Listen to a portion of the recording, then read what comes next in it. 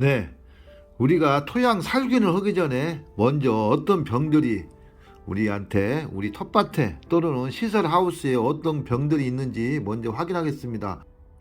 해충도 있고 세균성 병들도 많이 있습니다. 자, 첫 번째 뿌리 혹선충. 이 녀석이 최고로 문제가 있는 녀석이에요. 얘가 세균도 옮기고 또 뿌리를 또 갉아먹고 그럽니다. 자, 이 녀석은 채소의 에이즈병을 만드는 뿌리 혹선충, 일명 채소의 에이즈라고 합니다. 뿌리를 공격하는 벌레이고 지렁이처럼 생겼고 아주 작아서 현미경으로만 볼 수 있어요. 뿌리에 상처를 내서 안으로 들어가고 또 들어간 곳이 문제입니다. 들어간 자리가 부풀어 올라가지고 혹이 생기는 병입니다. 그래서 이 혹 때문에 물과 양분을 흡수를 못해서 약 30% 정도 수확량을 감소하고 시설 농가의 40%가 이 뿌리 혹선충에 감염이 되어 있다고 농촌진흥청 보고에 나와 있습니다. 뿌리 혹선충은 뭐 여러 가지 있어요. 고구마, 뭐 우리 오이, 호박 보통 밭에 많이 있습니다. 고구마에도 이렇게 혹선충이 있고 아주 심각한 병입니다.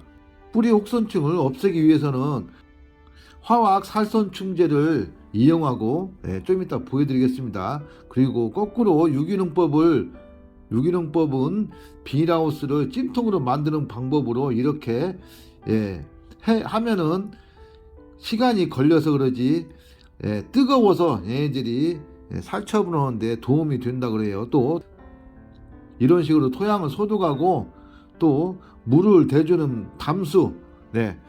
아랫지방에서는 오이 호박이 끝나고 여름에 농사를 안 되니까 담수를 해놓죠. 담수 해놓고 또 친환경 자재를 뿌리는 것이 방법이 있습니다. 또 마이로세슘균을 증식해서 뿌리면 아주 좋다고 합니다. 그 다음에 덩쿨 쪼겐병 많이 보셨죠 여러분? 이 덩쿨 쪼겐병은 포도, 고구마, 오이 등 박과식물에 많고 수박도 참이도 다 여기에 포함됩니다. 그리고 뿌리 혹선충에 의해서 전염됩니다.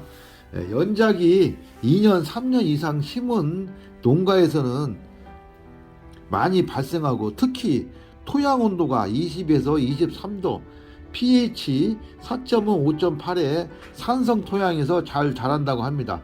토양에 수년간 생존하여 기존약으로는 방제가 어렵다고 그래요. 내성도 생기고 잡기가 쉽지가 않은 병입니다.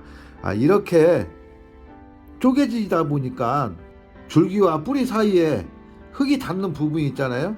거기가 하얗게 곰팡이가 생겨서 이 부분이 성장을 못하고 걔를 당기면은 그냥 분리가 돼요. 분리가 돼서 그렇게 피해를 많이 보는 그 병입니다. 저는 이게 균핵병으로 알았는데 균핵병도 약간 비슷하지만 제가 겪은 것이 균핵병이 아니라 덩쿨 쪼겐병이었어요. 자, 그 다음에 또 많은 시드름병이 있습니다. 얘도 마찬가지 세균성이에요. 파, 황기, 토마토 전 작물에 작용이 됩니다. 우리 농사 짓는 작물에 작용이 돼요. 시드름병은 최고로 중요한 것이 염류가 집적된 곳, 토양에 많이 생긴다고 그래요. 염류가 많이 쌓여서 그러죠. 비료가 많이 들고 또 시설 하우스는 비료를 안 맞추기 때문에 염류가 많이 축적돼서 그 염류 때문에 모든 것들이 문제가 생기고 있어요. 그러다 보니까 뿌리 성장이 억제되고 수분 공급이 원활하지 않아서 작물이 시드는 겁니다. 토양 검사에서 전기 전도율이 2.0 이하로 수준으로 낮추는 제염 작업이 필요합니다. 그 기술센터에서 토양 검사 해가지고 전기 전도율이 2.0 이상이면은 염분이 많은 거예요.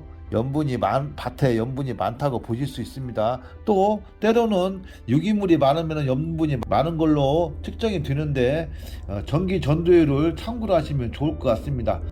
그래서 토양의 산도를 교정해 줘야 돼요. 얘도 줄기와 뿌리 사이에 흙이 만나는 곳에 병균이 침투하여 물이 올라가지 못하게, 양분이 올라가지 못하게 하여 심한 경우는 이렇게 잔류병이 되어 죽습니다. 시드름병이 나중에 잔류병으로 옮겨지는 거예요. 자, 그 다음에 균핵병. 봄에 새잎이나 어린 가지나 열매가 말라 죽어서 일찍 떨어지는 병이 균핵병이에요.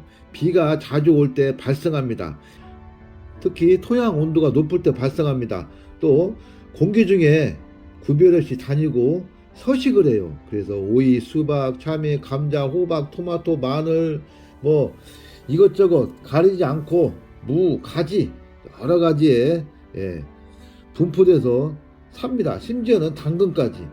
그래서 습도가 많으면 병이 생기죠. 우리가 습도 시설 농가에서는 특히 습도 잡는데 습도에 굉장히 중요시 여겨야 되죠. 환기창을 잘 올리고 잘 내리고 또 일반 텃밭 농가에서는 배수를 잘해야 됩니다. 그래서 우리가 고랑을 파고 두둑을 세우고 그런 것들이 병균에 좀 강하게 하려고 그럽니다. 그래서 배수가 잘 되고 그런 환경에서 작물을 키워야 돼요. 그래서 이런 병들이 참 많습니다. 이런 병들이 밭에 많기 때문에 제가 이런 병들을 잡는 그 방법을 한번 보여드리겠습니다. 물론 그 친환경 약은 아니에요. 친환경 약은 아니고 우리가 제가 농약사에서 농약을 구입해서 허가난 농약이에요. 이 약을 어떻게 살포하는지 한번 보여드리겠습니다. 네, 안녕하세요.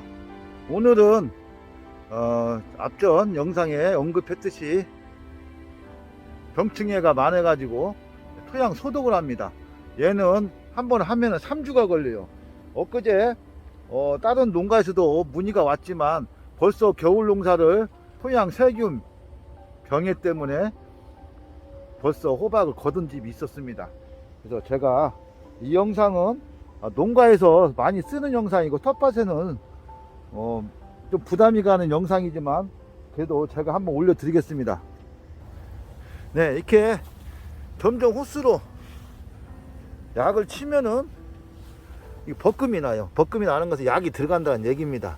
이렇게 비닐을 싹 깔아 놓으시고 약을 치시고 쿨러로는 안 됩니다. 쿨러로는 안 되고 점정 호스로 이렇게 약을 쭉 넣으세요. 쭉 넣으셔가지고 이 멀칭이나 점정 호스는 녹지는 않습니다. 이렇게 쭉 넣으셔가지고 물하고 같이 섞어서 약을 주입을 합니다. 그러면은 이 안에 가스가 생겨요. 가스가 생기고 또 이왕이면은 가운데까지 멀칭이 다 가면 좋죠. 하지만 저희는 있는 멀칭이 좀 적어가지고 이렇게 했어요. 그리고 앞뒤 환기창을 싹 내려놓습니다. 여기는 수막이니까 수막까지 내려놓죠. 그리고 이 안에 되도록이면 들어오지 않는 게 좋습니다. 가스로 이 병해를 잡는 거라 이 안에는 들어오지 마시고 또 3주 동안은 심으면 안 됩니다. 얘 기간이 약해가 3주까지 가요. 그래서 가스로 모든 그 병해를 잡는 겁니다. 이게 사용한 농가도 그러고 농약사에서도 그러고 70% 80% 이상 땅을 살린다고 그래요. 그래서 이 바이러스 세균에 많이 감염된 땅을 새로 살린다고 이렇게 얘기를 합니다. 써신 분, 그리고 써신 분들도 그러고 농약사에서 그러고 또 기술센터에서도 이 약을 인정을 하고 2년 전에 저희한테 테스트용으로 써본 농가가 있습니다. 네, 여러분이 궁금해 하실 것 같아서 제가 이렇게 상표 등록과 설명서를 한번 보여드릴게요. 여러분이 검색해 보시고 또 참고하시기 바랍니다. 또 2년 전에 저 아는 농가가 토마토에 이것을 썼어요. 그리고 그 병이 많이 없어졌다는 얘기를 들었습니다. 좀 비쌉니다. 저도 비싸서 좀 망설였지만 써야 돼요. 작년에 모종값이 제가 키워서 심어놓고 모종으로 다시 사서 심은 게 180이 넘습니다. 그러면은 얘네들 쓰는 것이 훨씬 이익이었어요. 우리가 농사를 짓다 보면은 꼭 망가진 다음에 손을 쓰는 경우가 많이 있습니다. 네. 좀 여차하면 미리미리 예방하는 것도 농사 경험에 큰 도움이 됩니다. 예, 저는 이제 소를 잃고 영양간을 고쳤어요. 그나마 다행이죠. 고쳤으니까. 예. 그래서 안 고치고 있는 것보다는 고쳐서 다행입니다. 다음에는 고쳤으니까 소를 안 잃고 잘 키워서 소득을 많이 올려야죠. 네. 감사합니다.